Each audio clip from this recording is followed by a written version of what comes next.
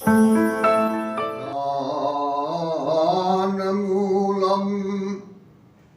गुरुर्मूर्तिः पूजामूलं गुरुर्पदम् मन्त्रमूलं गुरुर्वाक्यम्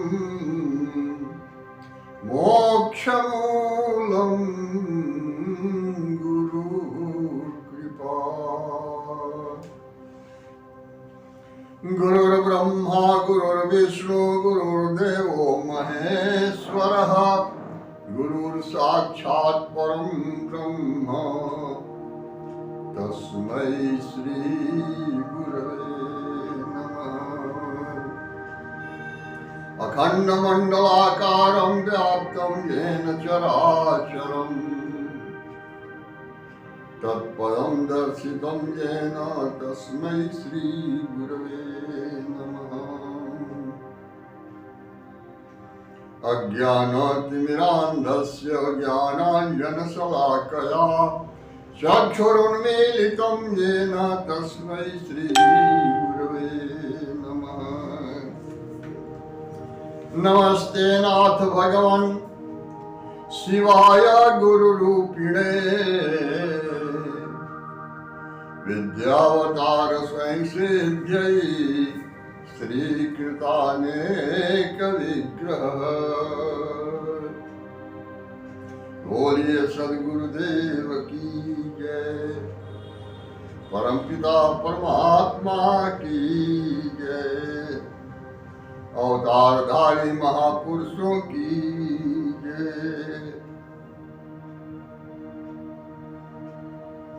दिव्य ज्ञान धारा के सभी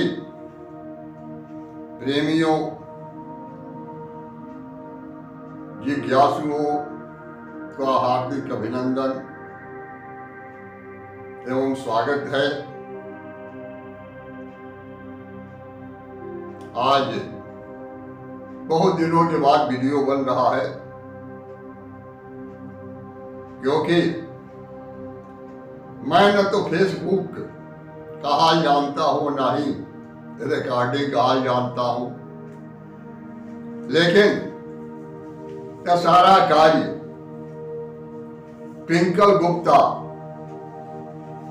यही करती है। यही दिव्य ज्ञान धारा चैनल भी खोली और कही हमसे कि आप कुछ कहा करिए, रिकॉर्डिंग हम लोग करेंगे। अभी ठीक है, वही करने लगी जो इस समय राष्ट्रीय नाट्य विद्यालय की छात्रा है। आई और कही हमसे कि बाबा कुछ कहिए, उसकी रिकॉर्डिंग कर लिया जाए। मूल चीज ये है कि कहने के लिए तो कुछ ही नहीं है। कबीर जैसे कहते हैं कि कहा सुनी में है नहीं, कहा सुनी में है नहीं, देखा देखी की बात, और दुल्हा दुल्हन मिल गए तो फीकी पड़ी बात। जब तक दूल्हा और दुल्हन दोनों का मिलन नहीं हुआ रहता है, तब तक चाहे वर पक्ष के लोग हो, दूल्हा पक्ष के लोग हो या दुल्हन पक्ष के लोग हो, सभी लोग अपने अपने काम में व्यस्त रहते हैं। दूल्हा पक्ष की मांग हमेशा बढ़ती रहती है, दुल्हन पक्ष के लोग उस मांग की पूर्ति करते रहते हैं। लेकिन तब तक ये चलता है जब तक दूल्हा दुल्हन दोनों का मिलन नहीं रहता है।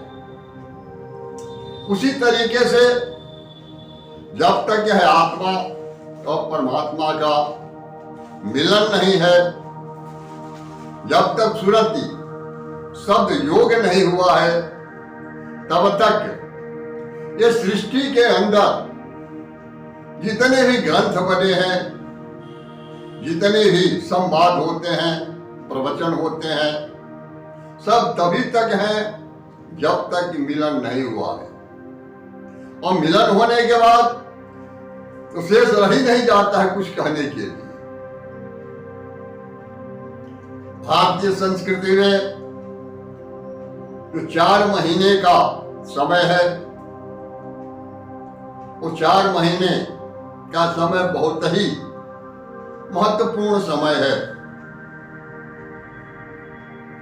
भारतीय मनीषी आषाढ़ शुक्ल पक्ष एकादशी से लेकर के, क्योंकि उसी दिन हरि योग निद्रा में चले जाते हैं, जिसे हरिशयनी एकादशी कहा जाता है, और उस समय से गुरु जागृत स्थिति में रहते हैं। 4 महीने का समय आषाढ़ शुक्ल पक्ष एकादशी से कार्तिक शुक्ल पक्ष एकादशी तक का यह 4 महीने का समय ज्ञान यज्ञ के लिए निर्धारित किया गया है, जिसमें गुरु के सानिध्य में रह करके और आत्म तत्व का अन्वेषण करना, खोजना कि आखिर मैं कौन हूं। जो व्रत है चातुर्मास व्रत, तो 4 महीने का जो व्रत है वो यही व्रत है कि सदगुरु के सानिध्य में रह करके और आत्मचिंतन किया जाए या खोजा जाए कि मैं कौन हूं। मेरा तो सब कुछ है, लेकिन मैं कौन हूं। हमारे यहां अधिकांश व्रत जितने भी बनाए गए हैं, सबके केंद्र बिंदु में यही मूल तत्व है। मनुष्य तन पाने का मूल उद्देश्य भी यही है कि हम यह जानकारी हासिल करें कि आखिरकार मैं कौन हूं, मेरा मूल स्थान कहां है और क्यों मैं इस धरती पर आ गया और इस आवागमन के फंदे में फंस करके और जन्म मृत्यु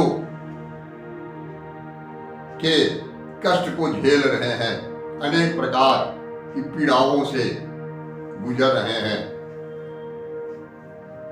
तो इसकी जानकारी हमें गुरु के सानिध्य में ही होगी। इसीलिए 4 महीने का समय, इसे चातुर्मास व्रत भी कहा गया है। भिन्न भिन्न तौर तरीके से लोग इसको मनाते हैं, चिंतन करते हैं। भारतीय संस्कृति के अंदर ये जो श्रावण का महीना है, श्रावण के महीने का विशेष महत्व होता है। इसे श्रवण मास भी कहा जाता है। सूरत को जागृत करने के लिए, और सतनाम क्या है, क्योंकि सच्चा गुरु सतनाम ही होता है, जिसको कहा गया है कि गुरु पद पूज वंदन करूं, धरहु रैन दिन ध्यान,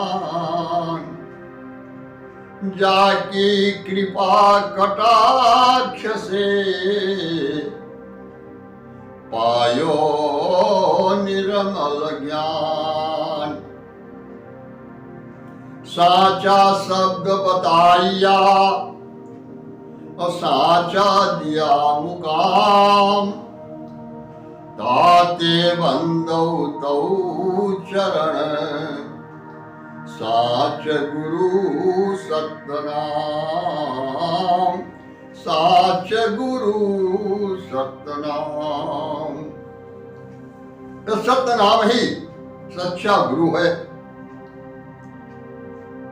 और सतनाम क्या है? इसे खोजना और सतनाम के साथ एकाकार होना, यह मूल उद्देश्य है चातुर्मास्य व्रत का। सदगुरु वास्तव में हमारा है कौन? ये कहा गया है, कबीर की बाणी है कि सदगुरु चिन्हो रे भाई, सदगुरु चिन्हो रे भाई, सदगुरु चिन्हो रे भाई। बिन सतनाम सबही नर बूढ़े, बिन सतनाम सबही नर बूढ़े, नरक पड़ी चतुराई, नरक पड़ी चतुराई, सदगुरु चिन्हो रे भाई। वेद पुराण भागवत गीता, इसको सब ही दृढ़ावे। वेद पुराण भागवत गीता, इसको सब ही दृढ़ावे। जाका जन्म सफल रे प्राणी, जाका जन्म सफल रे प्राणी, सो पूरा गुरु पावे। सदगुरु चिन्हो रे भाई। बहुत गुरु संसार कहावे, बहुत गुरु संसार कहावे।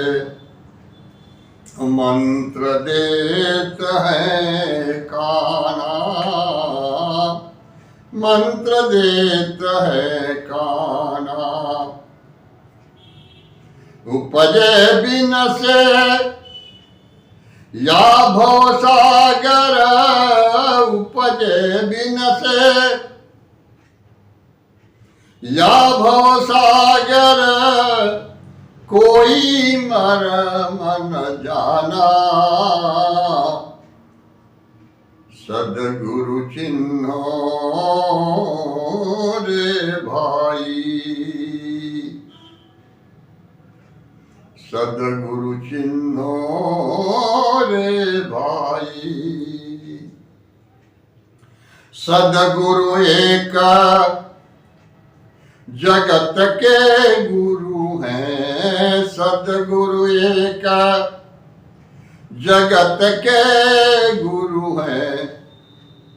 सो भव के कड़िहारा, सो भव के कड़िहारा। कहे कबीर, कहे कबीर, जगत के गुरुआ। कहे कबीर, जगत के गुरुआ।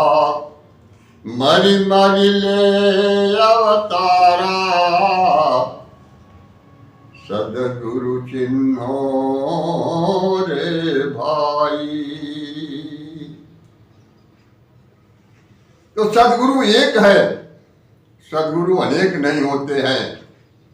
और जब तक उस एक सदगुरु उस सतनाम के साथ, जिसको कहा गया है एक ओंकार, सतनाम वाहेगुरु, एक ओंकार ही सतनाम है और वही गुरु है। लेकिन मूल प्रश्न ये है, कबीर जो कहते हैं कि ओंकार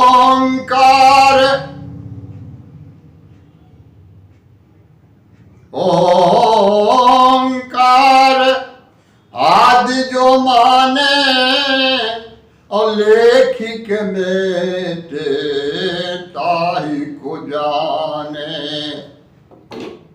लेखिक मेटे ताहि को जाने। ओंकार कहे सब कोई,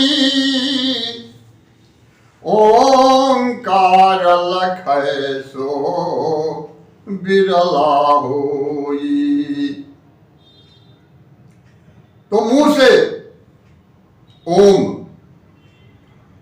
कहने वाले बहुत से लोग हैं, लेकिन ओंकार क्या है जो लखने वाला कोई बिरला पुरुष होता है। अब जब तक उस ओंकार को, यही सतनाम है, लेकिन जब तक हमें सदगुरु का दर्शन नहीं होगा, सदगुरु के बारे में भी जो बताया गया है, कबीर कहते हैं कि कोटि न चंदाऊ गवे, कोटि न चंदाऊ गवे सूरज कोटि हजार, सदगुरु बाहर मिलिया तो दिसत घोर अंधार। अगर तुम्हें सदगुरु बाहर मिलता है तो घोर अंधकार में फंसे हो, क्योंकि सदगुरु शरीरधारी नहीं होता। सदगुरु सबके अंदर मौजूद है और सदगुरु सृष्टि के हर कण कण में विद्यमान है। लेकिन सदगुरु के दर्शन की विधि जो बताए हैं कबीर, कहते हैं कि प्रथम ही ध्यान, प्रथम ही ध्यान गुरु न को धारो,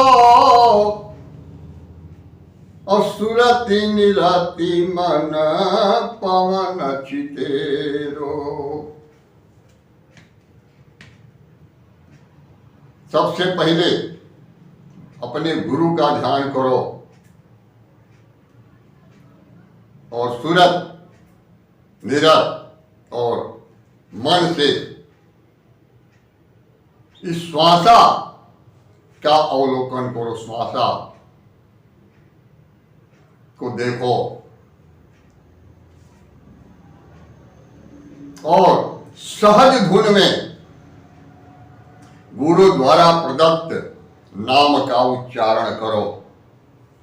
सहज धुन में जब गुरु के नाम का उच्चारण करोगे तब कहते हैं कि सदगुरु लहे दीदारा है। फिर आगे कहते हैं कि सदगुरु दरस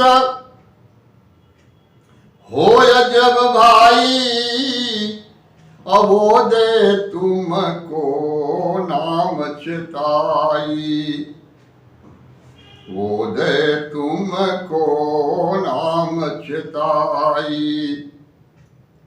सुरति शब्द दो भेद बताई, तब दिखे ब्रह्मांड के पारा है। जब सदगुरु का दर्शन होगा और जब वो सदगुरु उस सतनाम को चिताएंगे, सुरति और शब्द क्या है इस रहस्य को बताएंगे, तब ब्रह्मांड के परे स्पष्ट रूप में दिखाई देने लगता है। तो जब तक एक विधि के अनुसार जब तक हम नहीं चलेंगे तब तक आगे की यात्रा नहीं है। इसीलिए यह 4 महीने का समय निर्धारित किया गया है कि गुरु के सानिध्य में रह करके और यथार्थ का बोध किया जाए, सत्य नाम के साथ एकाकार हुआ जाए। इसीलिए ज्ञान यज्ञ का विशेष महत्व होता है। हमारे यहाँ 4 वर्णों के लिए 4 यज्ञ बताया गया था, जिसमें जो ब्राह्मण है, ब्राह्मण का मतलब कहीं ब्राह्मण बिरादरी से मत लगा लीजिएगा। ब्राह्मण उसको कहते हैं जो ब्रह्म के बारे में जानता है, ब्रह्म के साथ वो एकाकार हो चुका है, वह ब्राह्मण होता है। तो ब्राह्मण हमेशा ज्ञानाहुति यज्ञ करता है। ज्ञानाहुति यज्ञ में जो हवन कुंड है, यह कान ही हवन कुंड होता है। अगर आप देखेंगे इस सृष्टि में कान की बनावट और यज्ञ कुंड का बनावट बिल्कुल समान होता है। और इस कान को ही सुरत भी कहा गया है। इसीलिए श्रवण मास, और जिस शब्द को हम इस यज्ञ कुंड में आहुति देते हैं, वह शब्द सीधे जा करके और मस्तिष्क के अंदर प्रवेश करता है। मस्तिष्क के अंदर जो विकार भरे होते हैं, वो सारे विकारों को जला करके नष्ट कर देता है। इसीलिए कबीर जो कहते हैं कि गुरु गम चकमक मनसा तूला, ब्रह्म अग्नि प्रगट करु मूला, संशय शोक सकल भ्रम जारा, 5-25 प्रगटे मारा। ये जितने भी हैं पंच विषय, 25 प्रकृतियां सब समाप्त हो जाती है। इसीलिए ज्ञान यज्ञ का महत्व है। और इस 4 महीने में, और खास करके सावन के महीने में, सुरत शब्द योग का ही महत्व है। जब तक सुरत, और सुरत ही श्रवण है, सुरत से ही ये चर्म दृष्टि के द्वारा हम बाह्य जगत को देख सकते हैं। आंतरिक जगत का अवलोकन हम इस चर्म दृष्टि के माध्यम से नहीं कर सकते। आंतरिक अवलोकन करने के लिए, आंतरिक दृश्य का अवलोकन करने के लिए सुरत ही माध्यम है। इसीलिए कबीर जो कहते हैं कि सुरति से देख ले वह देश, सुरति से देख ले वह देश, नहीं वहाँ चांद नहीं वहाँ सूरज, नाही पवन परवेश, सुरति से देख ले वह देश, नहीं वहाँ जाप नहीं वहाँ अजपा, नहीं वहाँ जाप नहीं वहाँ अजपा, नहीं अक्षर परवेश, सुरति से देख ले वह देश।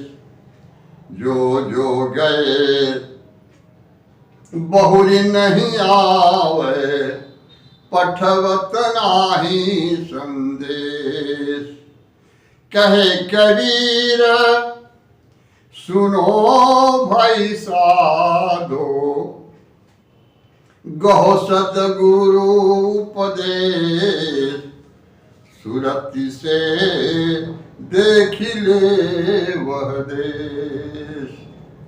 सूरत के माध्यम से ही हम देख भी सकते हैं और सूरत के माध्यम से ही हम सुन भी सकते हैं। इसलिए अभी हमारी सूरत संसार में फंसी हुई है, और जब तक संसार से सूरत अलग हो करके सत्य नाम की तरफ नहीं जुटेगी, ज्ञान यज्ञ की तरफ नहीं जाएगी, गुरु के शरण में नहीं जाएगी, तब तक उसे यथार्थ का बोध नहीं हो सकता, और बाह्य दृश्य में ही वह भूली रह जाएगी, बाह्य जगत में ही वह भूली रह जाएगी। इसलिए 4 महीने का समय इसीलिए बनाया गया है कि 4 महीना संसार से अपने ख्याल को हटा करके और गुरु के चरणों में उसको लगाओ, और गुरु द्वारा प्रदत्त ज्ञान का अनुसरण करके और उसके अनुसार कदम बढ़ाने का प्रयास करो। बोलिए सद्गुरुदेव की जय, परमपिता परमात्मा की जय, अवतारधारी महापुरुषों की जय। ज्ञानी को, ध्यानी को, गुप्त को, प्रकट को, सकल संत समाज को सत्य नाम साहिब।